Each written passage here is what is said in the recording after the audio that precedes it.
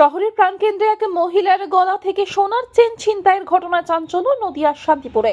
চুরির ঘটনায় তদন্ত শুরু করেছে শান্তিপুর থানার পুলিশ। জানা গেছে, শান্তিপুর ভারত মাতা ক্লাব সংলগ্ন রাস্তা দিয়ে শান্তিপুর কাশারি পাড়ার বাসিন্দা আলপনা চক্রবর্তী তার কন্যাকে নিয়ে সরস্বতী ঠাকুর দেখতে বেরিয়েছিলেন। সেই সময় একটি বাইকে চেপে দুই দুষ্কৃতী পেছন পেছন ধাওয়া নেয়। অভিযোগ, চলন্ত অবস্থায় আলপনা দেবীর গলা থেকে সোনার চেনটি ছিঁড়ে নিয়ে চম্পট দেয় দুষ্কৃতীরা।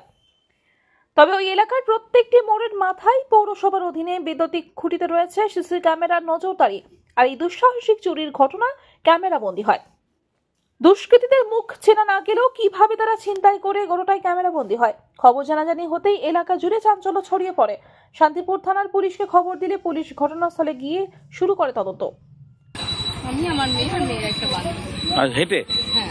আচ্ছা, কি হলো? মিসিং কি হলো? আমার গলার চেনটা। সোনার? সেটা কত ওজন হবে মোটামুটি? তার মানে এক ভরি অতটা না হলেও প্রায়। কি পেছন দিক থেকে আসলো না সামনের দিক থেকে? তাতে মোটরসাইকেলে মোটামুটি একটা আন্দাজ করতে পারছেন কজন ছিল?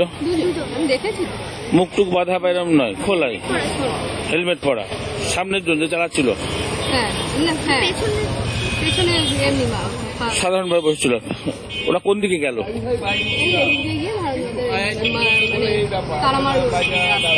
আচ্ছা, আর আপনারা হেঁটে কোন দিক থেকে আসছিলেন? আচ্ছা, পুলিশ এসেছিল, কমপ্লেন করেছেন? আচ্ছা, তো মোটামুটি বুঝতে পারছেন, চিনতে পেরেছেন যাকে, বা গাড়ির নাম্বার বা গাড়ির রং? হ্যাঁ, গাড়ির রংটা